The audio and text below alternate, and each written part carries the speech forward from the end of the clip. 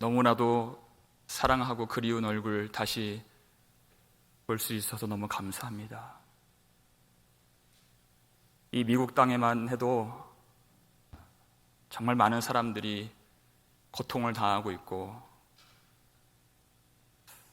전 세계가 아파하는 이 가운데 하나님께서 귀한 교회와 백성들과 성도들과 가정과 자녀들을 지켜주셔서 이토록 주님을 다시 찾게 하시고 그 마음 가운데 성령으로 자정해 주셔서 하나님의 전을 찾아 나와 예배할 수 있는 여러분의 얼굴을 볼 수 있다는 것이, 다시 볼 수 있다는 것이 얼마나도 감격스럽고 얼마나도 감사한 일인가, 이루 다 말할 수 없습니다. 과연 예배를 잘 드릴 수 있을까 할 정도로 제가 11주 동안, 10주 동안이죠. 제가 도무지 어디를 보고 설교를 해야 될지 몰랐는데 여러분 오셔서 너무 감사하고, 제가 예레미야를 한 달 정도 한 3차례 설교를 해야 되겠다 마음 먹었습니다. 설교 제목까지 다 정해놨습니다. 회복의 때를 준비하라, 회복의 때를 선포하라, 그리고 오늘 회복의 때를 경험하라. 이것을 다 미리 정해놨는데 이 제목과 똑같은 일로 하나님께서 회복의 때를 경험케 해주시고 성도들을 이 자리에 불러 모아 주신 하나님께 감사와 존귀와 영광과 찬송을 올려 드립니다. 이날은 참으로 기쁜 날입니다. 하나님께서 일해 주시고 역사해 주시고 위로해 주시고 은혜를 베풀어 주신 그 날이기 때문에 그렇습니다. 하나님께서 왜 그 백성들을, 이스라엘 백성들을 왜 그 70년간의 고통을 당하게 하시고 그 귀한 성전을 하나님께서 다 불타버리게 하시고 그 백성들로 극심한 시련과 사망의 골짜기를 겪는 그 환난을 허락하셨는가? 이와 같이 하나님께서만 주실 수 있는 참되고 완전하고 영원한 즐거움과 기쁨을 내려주시기 위함인 줄 믿습니다. 오늘 본문 말씀 중에 있는 13절 말씀입니다. 13절 말씀 함께 읽겠습니다. 그때에 처녀는 춤추며 즐거워하겠고 청년과 노인은 함께 즐거워하리니 내가 그들의 슬픔을 돌려서 즐겁게 하며 그들을 위로하여 그들의 근심으로부터 기쁨을 얻게 할 것임이라. 아멘. 그때에 그랬습니다. 회복의 때 하나님께서 작정하신 그 날에 주의 백성들이 이토록 춤추며 솟구치며 기뻐하고 즐거워하고 위로를 받고 모든 슬픔이 돌려져서 즐거움이 되고 모든 근심으로부터 하늘로부터 내려오는 그 기쁨을 얻을 수 있도록, 여러분, 이 백성들이 왜 이런 일들을 겪어야 했고 그 시련들이 필요했습니까? 이들은 그 전에는 참으로 하나님을 즐거워하지 못했기 때문에 그렇습니다. 참으로 하나님을 기뻐하지 못했기 때문에 그렇습니다. 그들은 하나님을 기뻐할 능력이 없었습니다. 그것을 죄라고 말을 하죠. 죄라는 말을 헬라어로는 하마르티아라고 하고 또 히브리어로는 타타트라고도 하는데 동일한 뜻을 갖고 있습니다. 많이 들어보셨을 것입니다. 화살이 시위에서 나가서 관역을 뚫고 맞아야 되는데 그 관역을 비껴가고 벗어난 그 화살을 말할 때 쓰는 말입니다. 그것을 죄라고 말하는 것입니다. 하나님의 백성들이 하나님이 주신 그 길과 계획과 목적을 따라서 반듯하게 가지 못하고 그 길에서 벗어났을 때, 자기의 자리를 이탈했을 때 그것을 죄라고 말하는 것입니다. 그런데 그 백성들은 스스로 그것이 죄인 줄 깨닫지를 못하고 알았다 한들 돌아올 능력이 없기에 하나님이 이 큰 일들을 홀로 준행하셨던 것입니다. 하나님만이 주실 수 있는 기쁨을 주시기 위해서. 그래서 오늘 본문을 보면요, 그들에게 그 극심한 환란이 어디로부터 오게 되었는가? 그 출발이 바로 하나님이라고 말하고 있습니다. 오늘 본문 10절을 보시면요, 중간에 이런 말씀이 나오죠. 이방들이여 너희는 여호와의 말씀을 듣고 먼 섬에 전파하여 이르기를 이스라엘을 흩으신 자가, 이렇게 얘기했습니다. 이스라엘 백성들을 바벨론으로, 그리고 팔레스타인 각지로 흩어 버리신 주체가 바로 하나님이시다. 이 모든 환난과 전쟁과 기근은 이스라엘 백성들이 힘이 약해서 일어난 일도 아니고, 이방인들이 힘이 강해서 일어난 일도 아니고, 갈대아 왕의 계획 속에서 벌어진 일이 아니라 하나님이 그들을 흩으시고 다시 모으시는 하나님이시다 하는 것입니다. 역대하 36장 17절입니다. 정확하게 이 말씀이 그것을 우리에게 가르쳐주고 있습니다. 함께 읽겠습니다. 하나님이 갈대아 왕의 손에 그들을 다 넘기심에 그가 와서 그들이 성전에서 칼로 청년들을 죽이며 청년 남녀와 노인과 병약한 사람을 긍휼히 여기지 아니하였으며, 이렇게 되어 있습니다. 갈대아 왕이 그의 힘과 그의 지혜와 그의 계획 가지고 나온 것이 아닙니다. 왜 이스라엘 백성들이 그렇게 포로로 끌려가고 성전이 무너지고 불타고 모든 것들이 다 망하게 되었는가? 하나님이 그들을 넘기셨기 때문에. 이 세상 모든 역사와 믿는 자든 믿지 않는 자든 하나님이 창조하신 모든 피조물과 세계는 보이지 않는 하나님의 손에 붙잡힌 바 된 것입니다. 하나님이 통치하시고 하나님이 운행하시고 하나님이 보존하시고 하나님이 유지하시고 하나님이 일하시면서 하나님의 뜻을 이루어 가신다는 것입니다. 하나님이 그들을 갈대아 왕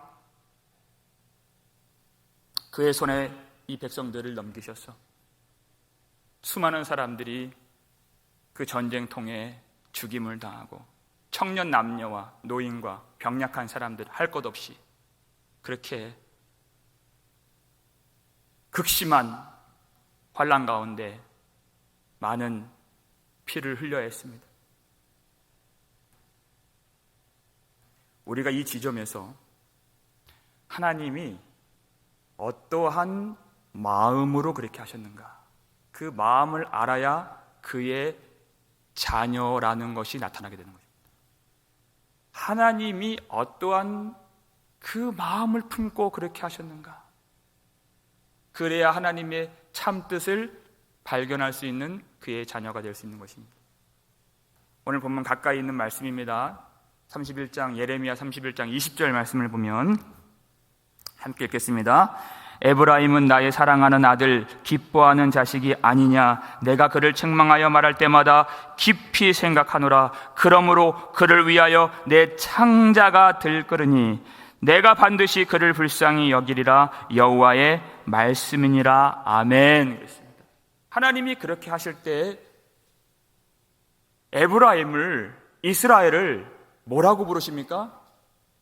나의 사랑하는 아들, 기뻐하는 자식이 아니냐. 여러분 떠올려지는 성경 구절이 있으시죠? 많이 들어본 말씀 구절이죠. 마태복음 3장 17절에서 바로 그 장면입니다. 하나님의 아들 예수 그리스도께서 요단강에서 세례를 받으실 때 하늘이 열리고 성령이 비둘기같이 내려오는 그것을 보셨을 때 예수님이 하늘에서 울리는 음성을 들으셨습니다. 그때 하나님께서 이는 내 사랑하는 아들이요 내 기뻐하는 자라 하셨습니다. 그 하나님, 예수님은 원래 자리가 하나님 보좌 우편이셨습니다.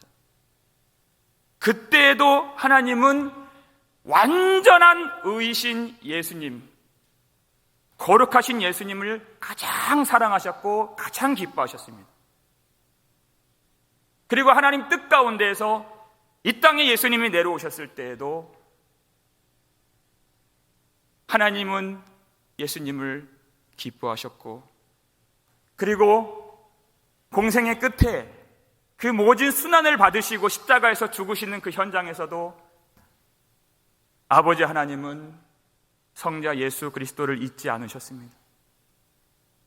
그래서 다시 사흘 만에 완전한 의신, 거룩하신 하나님의 아들 예수 그리스도를 죽은 자 가운데서 다시 살아나게 하셨던 것입니다. 그리고 예수님이 원래 계셔야 했던 그 자리, 천상 보좌 우편으로 예수님을 다시 옮기신 것입니다. 바로 그때 불러주셨던 이름, 이는 내 사랑하는 아들이요 내 기뻐하는 자라, 내 기뻐하는 자식이라 하는 그 이름을 극심한 시험을 당하고 있고 앞으로도 감내해야 하는 이 백성들에게 불러주신 그 이름이 되었다는 것입니다. 원래 있어야 할 하나님 앞에서의 그 자리, 성전에서 하나님을 마음을 다해 예배할 그 자리를 그들의 죄로 벗어났을 때 하나님이 뜻과 계획 가운데 주시는 그 극심한 환난과 죽음의 골짜기를 통과해서 다시 그 백성들이 있어야 할 그 자리로 돌아와야 할 하나님의 사랑하는 아들이요 하나님이 기뻐하시는 자식인 것을 이 백성들이 잊지 않도록 그렇게 불러주신 것입니다. 이 백성들이 그 하나님이 불러주시는 그 이름을 꼭 기억하도록. 20절 보니까 이렇게 말씀하세요. 그를 책망하여 말할 때마다 깊이 생각하노라 이렇게 얘기해요. 하나님이 이 백성들을 치실 때 증오심을 갖고 미움을 갖고 치신 것이 절대 아니라는 것입니다. 그를 깊이 생각한다는 것입니다. 아들이 아버지에게 맞을 때 오히려 아들은 그 순간을 금방 잊어버릴지 모릅니다. 그런데 아버지는 그 순간을 잊지 못해요. 아들이 징계를 받을 때 오히려 아버지는 더 깊이 생각합니다. 아들이 시험을 당할 때 아버지는 그 순간이 얼마나 괴로운 줄 모릅니다. 그러면서 그를 위하여 내 창자가 들끓으니 이렇게 표현을 하죠. 그를 징책하고 책망하고 회초리를 들어서 칠 때마다 창자가 들끓는다는 것이에요. 회초리로 때릴 때마다 창자가 들끓는다는 것입니다. 여러분, 창자는 마음을 뜻합니다. 여기서 어떤 마음이 솟아나고 들끓고 일어난단 말입니까? 여러분, 자녀들을 한번 책망해 보신 분들은 동일하게 아마 공감하실 것입니다. 이 아들 때릴 때마다 올라오는 것이 그 아들에 대한 사랑이라는 것이에요. 그 아들이 참 가엾고 참 불쌍하고 그때마다 책망하기 전보다 더 뜨겁게 솟구쳐 오르는 주체할 수 없는 그 사랑이 하나님 마음속에 창자 속에서 들끓게 일어났다는 것입니다. 이 자녀를. 그래서 주님이 내가 반드시 그를 불쌍히 여기리라 이렇게 얘기했어요. 반드시 불쌍히 여기리라. 여러분, 모든 부모들은 다 자식들을 사랑합니다. 오늘날 우리의 삶 속에서도 자녀들이 어긋나가고 그렇게 훌륭하지 못할 때가 있죠. 그런데 어떤 다른 사람의 자녀가 그렇게 살아갈 때 우리는 참 교육이 잘못됐네 이렇게 말할 수가 없습니다. 절대 그렇게 말할 수가 없죠. 내 자식도 내 마음처럼 자라지 못하고 내가 그렇게 양육하지 못하는 것을 내가 알기 때문에 그렇습니다. 자녀를 기를 때마다 얼마나 힘이 없는지 그것을 알기 때문에 그렇습니다. 자녀가 길을 가다 넘어졌는데도 붙잡아줄 힘이 없는 것을 항상 경험해요. 고열이 나고 사고를 당하고 마음의 상처를 입고 그 어려움을 당할 때 정작 사랑한다고 말하는 이 부모가 해줄 수 있는 것이 아무것도 없다는 것을 많은 순간 발견하게 됩니다. 그런데요, 하나님은 그렇지 않으시다는 거예요. 하나님은 그 마음이 들끓도록 사랑이 올라오는데 하나님은 완전한 사랑을 가지시고 그 완전한 사랑을 책임질 수 있는 완전한 권능과 능력을 하나님이 가지셨다는 걸 말하는 거예요. 우리는 그렇게 못하지만, 우리의 사랑은 완전하지도 않고 능력도 없지만 하나님은 내가 반드시 불쌍히 여기리라. 그들을 원래 그 자리로 돌아오게 하신다는 것입니다. 그럴 만한 능력이, 권능이 여호와 하나님께는 있으시다 하는 것을 우리에게 가르쳐주고 있는 것입니다. 반드시 하나님 사랑하는 그 마음으로, 주님을 섬기는 그 자리에서, 주님을 기뻐하는 그 심령으로 주님을 바라볼 수 있도록 주님이 반드시 그렇게 불쌍히 여겨 돌아오게 하리라, 이렇게 약속을 해주신 것이죠.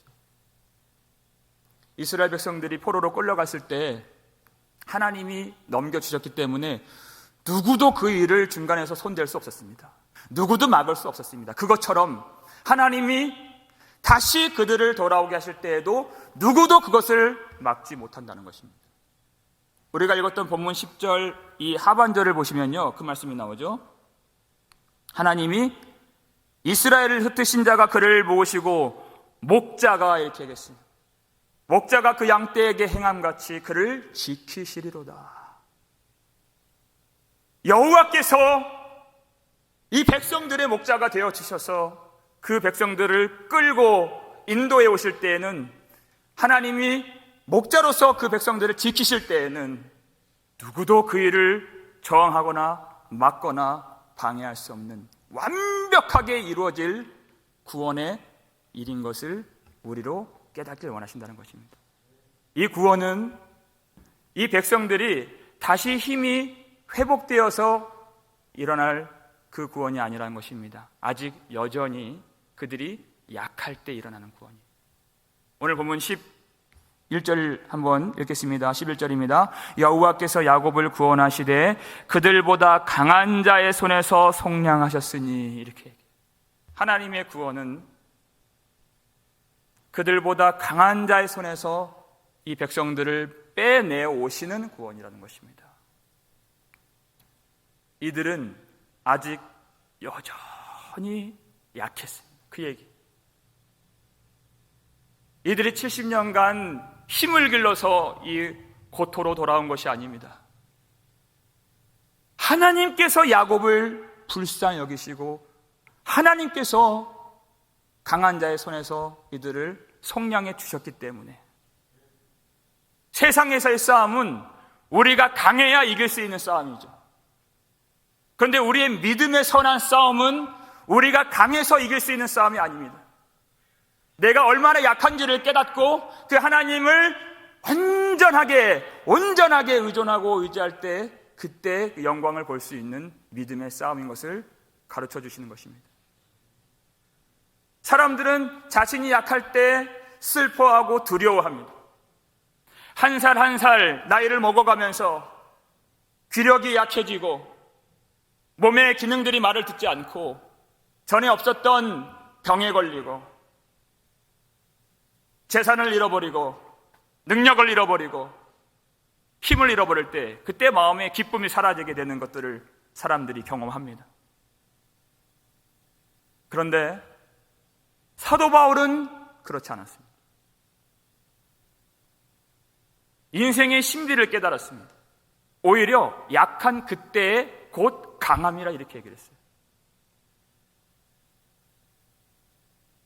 자기가 강했을 때에는 예수 그리스도를 깨닫지도 못하고 복음이 무엇인지 몰랐는데 능력을 받고 박해를 받고 궁핍해지고 핍박을 받으면서 연약해졌을 때 그리스도의 능력이 이 약한 데에 온전해졌기 때문에 오히려 이 약한 것이 나의 능력입니다. 내가 도리어 하나님을 기뻐합니다.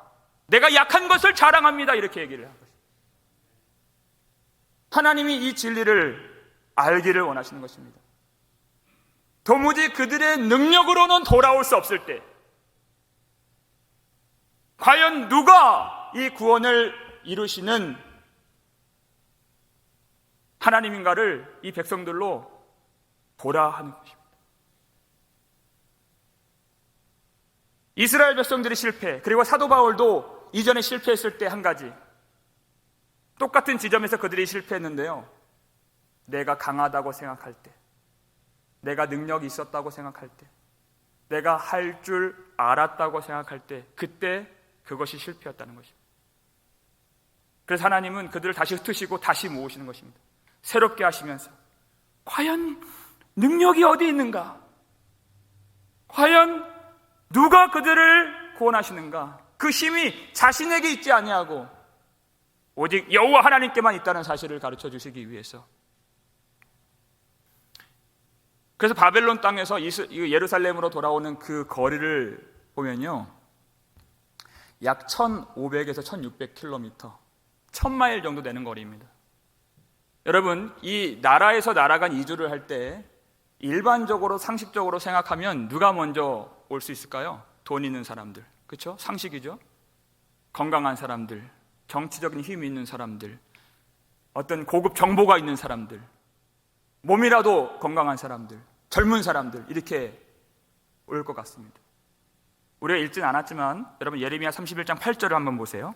8절 보시면 우리 함께 읽겠습니다. 보라, 나는 그들을 북쪽 땅에서 인도하며 땅 끝에서부터 모으리라. 그들 중에는 맹인과 다리 저는 사람과 잉태한 여인과 해산하는 여인이 함께 있으며 큰 무리를 이루어 이곳으로 돌아오리라. 아멘.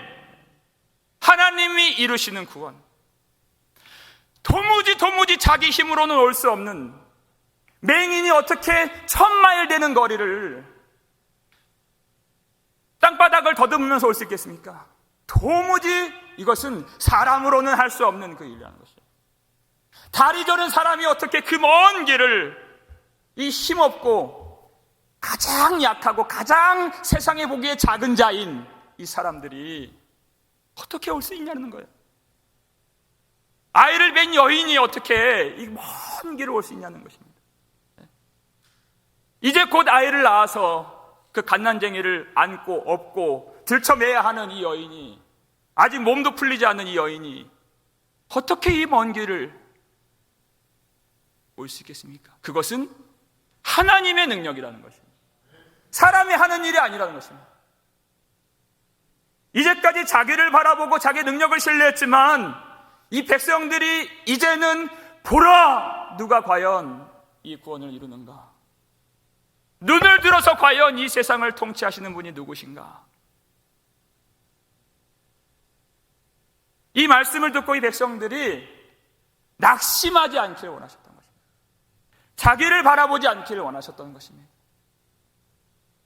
모든 세상을 주관하시고 통치하시고 사랑하는 아들, 기뻐하는 자식인 그의 백성들을 반드시 고토로 돌아오게 하시고 그들이 있어야 할 땅으로 올 수 있도록 역사해 주시는 그 하나님,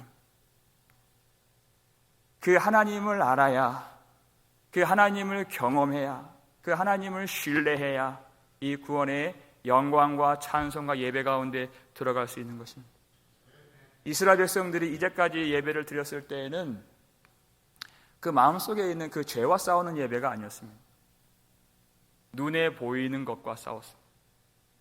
눈에 보이는 내 옆에 있는 사람하고 싸웠습니다. 저 사람보다 내가 더 좋은 신앙 갖기를 원했습니다. 근데 하나님이 다시 돌아오게 하셔서 정말 우리 믿음의 싸움이 무엇인가?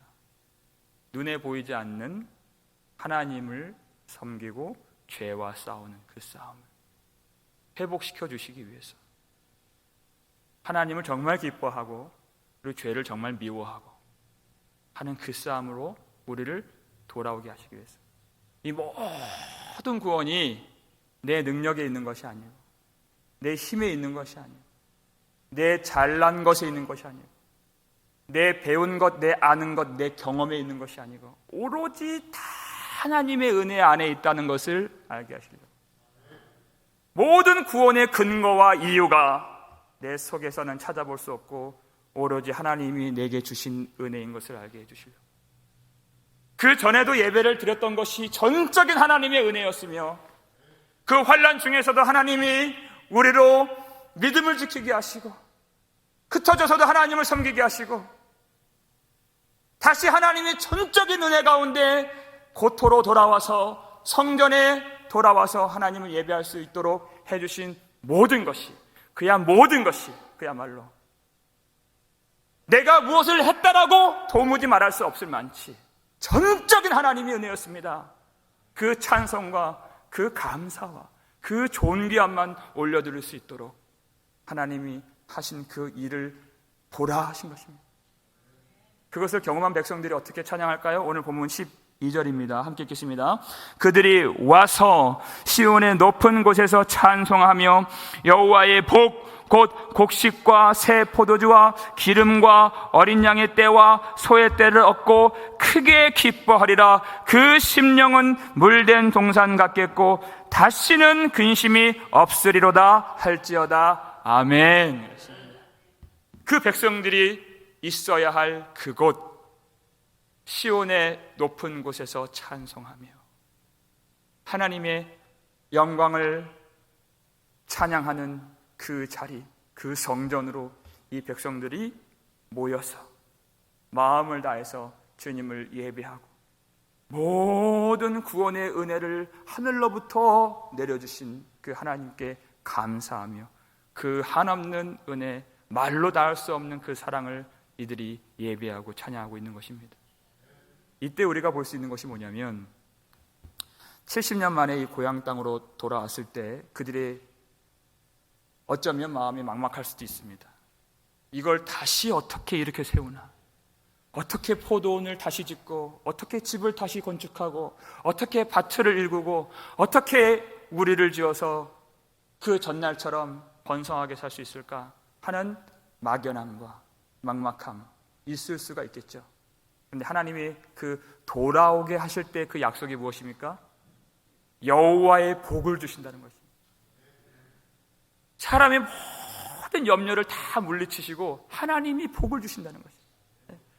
거기 안에 곡식과 새 포도주와 기름과 어린 양의 떼와 소의 떼를 얻고 크게 기뻐하리라.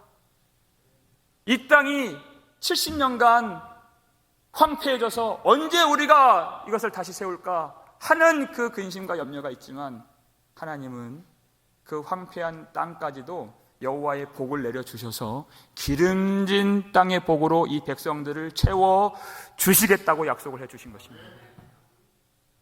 우리는 예수님께 돌아왔을 때 회심하고 또 우리 첫사랑이 회복되고 주님을 찬양하고 뜨겁게 예배할 때 우리 그 찬양 많이 부릅니다. 주 예수보다 더 귀한 것은 없네, 이 세상 행복과 바꿀 수 없네.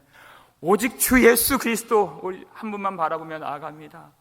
내가 주님만 알고 세상의 모든 것들을 다 해로 여기고 배설물로 여깁니다. 이와 같은 믿음의 고백이 우리의 가운데 있습니다. 그런데 그 예수님께 집중하면서 우리가 있어야 할 예배의 자리, 그 영광의 자리로 돌아올 때에는 우리가 주님을 섬기는 데 필요한 모든 것들을 하나님이 다 아셔서 채워주신다는 거죠. 너희는 먼저 그의 나라와 그의 의를 구하라. 마태복음 6장 33절이죠. 함께 읽겠습니다. 그런즉 너희는 먼저 그의 나라와 그의 의를 구하라. 그리하면 이 모든 것을 너희에게 더하시리라. 아멘. 그 어느 것도 부족함이 없이 예수만 알고 예수만 믿고 예수만 기뻐하는, 예수만 주시는 것이 아니라 이 모든 것을 너희에게 더하시리라. 모든 기름과 포도주와 곡식과 양떼와 소떼는 하나님을 섬기고 제사하는 데 필요한 것들이었습니다. 하나님, 주님을 예배하고 주님을 섬기고 주님을 찬양할 때 필요한 것들을 주님 허락해 주시옵소서. 그걸 다 주신다는 것입니다. 주님 앞에 살아가는, 믿음으로 살아가는, 회복된 때를 살아가는 모든 백성들에게 필요한 것, 우리가 생각하지 못한 것까지도 주님이 채워주시고 모든 것을 더해 주실 줄 믿습니다. 왜 이 말씀을 주실까요? 우리에게. 우리가 회복의 때를 준비하라, 선포하라, 이 말씀들을 3주째 살피면서 여러분 다 잘 아실 겁니다. 이 말씀은요, 본격적으로 환란이 시작되기 전에 주신 말씀입니다. 그 말은 앞으로의 70년이 남아있다는 것입니다. 그 환란의 극심한 시련을 앞으로 당해야 할 이 백성들. 그런데 이제는 전쟁이 올 것입니다. 이제는 기근이 올 것입니다. 이제는 더 심한 전염병이 올 것입니다. 그렇지만 이 말씀을 받은 백성들은 그 회복의 때를 지금 누릴 수 있다는 것입니다. 그 전쟁이 오는 그 순간에도 하나님이 주신 이 말씀, 그것은 내가 너희를 증오하여서 미워해서 그 갈대 왕의 손에 붙인 것이 아니다 하신 것을 알 수 있도록 창자가 들끓을 정도로 이 백성들을 긍휼히 여겨주시고 뜨거운 사랑으로 이 백성들을 붙잡고 계시는 하나님이 스스로 돌이킬 수 없는 그 마음을 새롭게 해주시기 위하여서 이들이 있어야 할 그 온전한 예배의 자리, 그 성전에 머물러 수 있도록 이 땅에서 영원히 주님을 찬양하고 영광 돌릴 수 있는 그 일을 하나님이 준행하시기 위하여서 하신 일인 줄 이들이 그 환난 중에도 알 수 있도록 이 말씀을 주시는 것입니다. 절대로 이 백성들이 잊어서는 안 될 어떤 환난, 어떤 극심한 일들이 벌어져도 절대 사라져서 안 되는 그 진리의 말씀이 예레미야 31장 3절에 있습니다. 3절 말씀 함께 읽겠습니다. 옛적에 여호와께서 나에게 나타나사 내가 영원한 사랑으로 너를 사랑하기에 인자함으로 너를 이끌었다 하였노라. 아멘. 아멘. 하나님이 옛적부터 갑자기 어디서 생겨난 계획이 아니라는 것입니다. 처음부터, 아주 먼 옛적부터 하나님이 그 계획을 갖고 계셨습니다. 영원한 사랑으로 너를 사랑하노라. 영원한 사랑으로 너를 사랑하기 때문에 인자와 긍휼과 은혜와 자비로 너를 이끌어 주리라. 이것을 기억하라는 것입니다. 영원한 사랑, 하나님의 영원한 사랑, 그 한 가지만 기억하라는 것입니다. 이 백성들이 돌아왔을 때 영원한 사랑으로 하나님이 이끌어 주셨다는 것은 이 백성들 속에 그들이 돌아올 만한 자격이 있었다는 얘기일까요? 없었다는 얘기일까요? 돌아올 만한 자격이 없는 그때 하나님이 사랑으로 불러주셨다는 것입니다. 구원받을 만한, 속량받을 만한 그 이유와 근거가 이 백성들에게 있었던 것이 아니고 하나님의 사랑 속에 있었다, 그 말을 한 것입니다. 70년이 지나면 조금 변화되겠지. 그래서 변화의 모습을 하나님이 확인하고 돌이키신 것이 아닙니다. 그러면 70년을 정하지도 않으셨습니다. 하나님은 이미 70년을 정하셨습니다. 백성들의 상태가 아닌 하나님의 사랑으로 구속하시겠다는 것입니다. 그것이 복음입니다. 이 복음을 아는 자만이 하나님을 찬양할 수가 있습니다.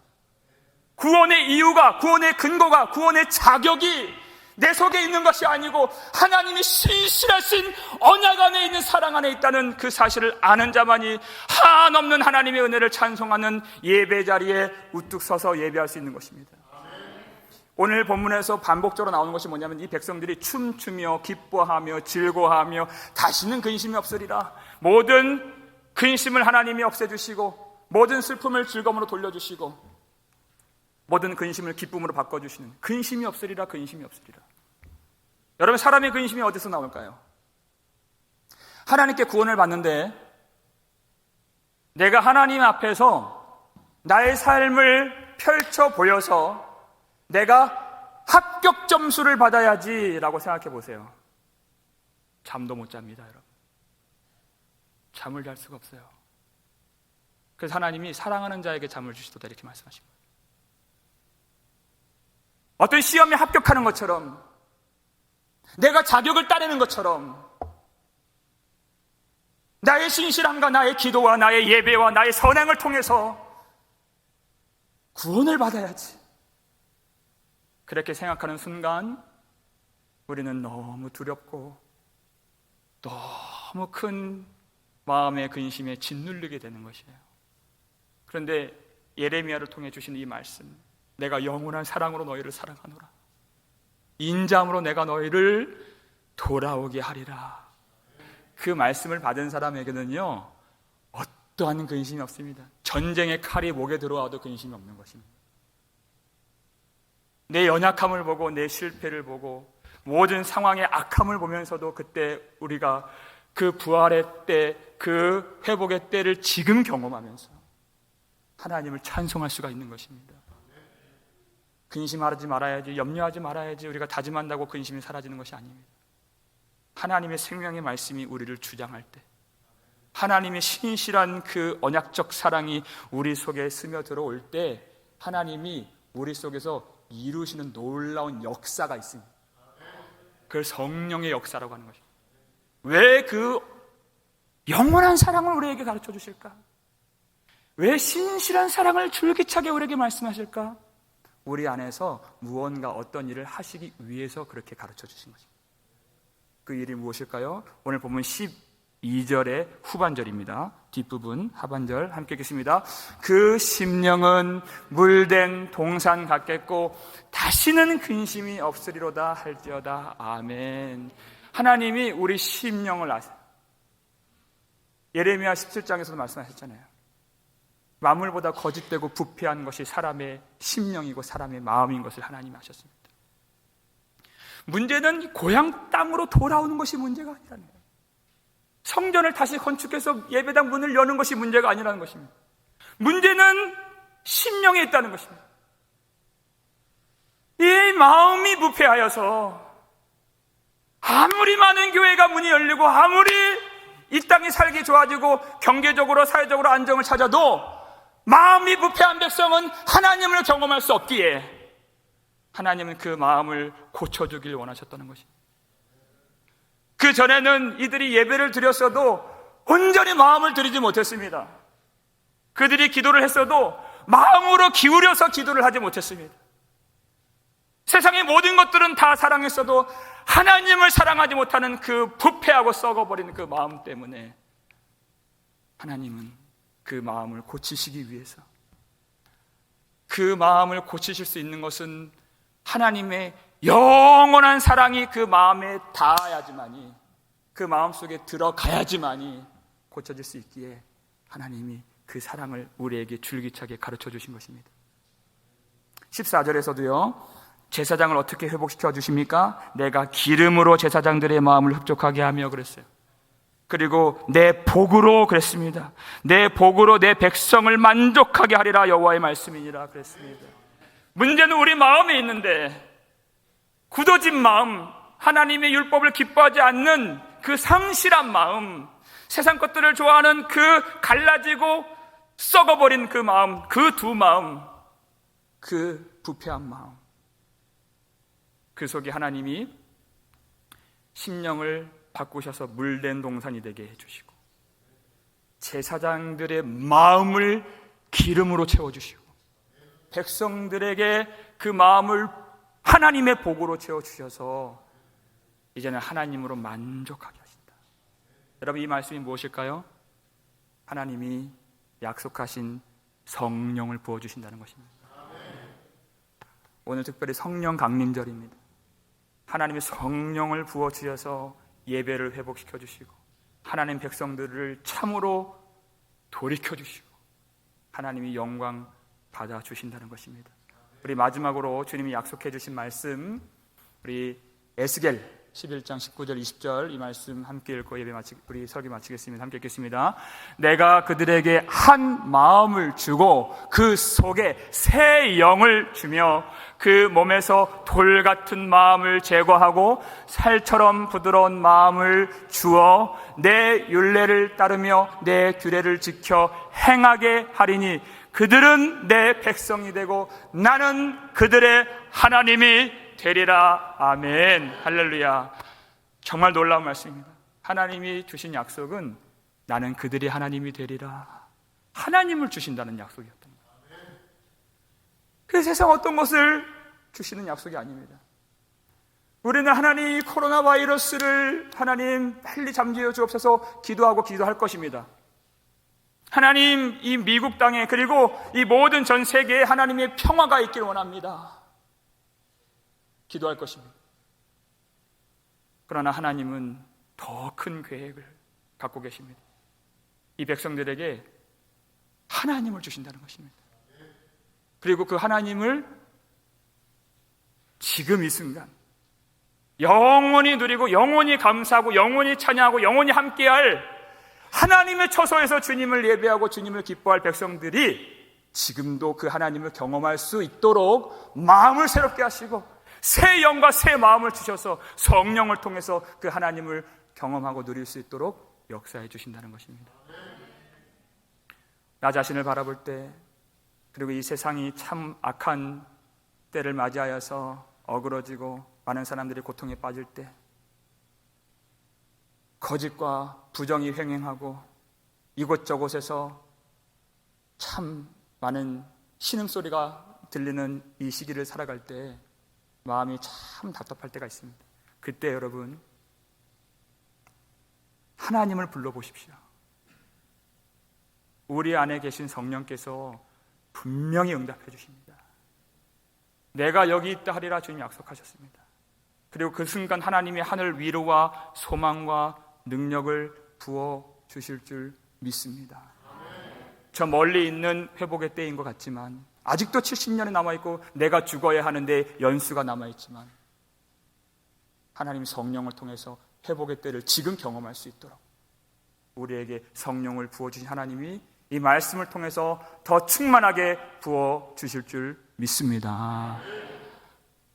이 백성들을 반드시 그 사랑으로 돌아오게 하시는 하나님 약속을 따라서 오늘도 성령 안에서 다시 사망이 없고 곡하는 것이나 우는 것이나 다시 근심하는 것이나 다시 아픈 것이 없는 그 영원한 나라에서 주님을 즐거워하며 누리며 기뻐하며 예배하는 그 순간까지, 지금 이 순간 오늘의 삶에서, 삶의 처소에서 하나님을 누리며 경험할 수 있는 저와 여러분 되시기를 주의 이름으로 축원합니다.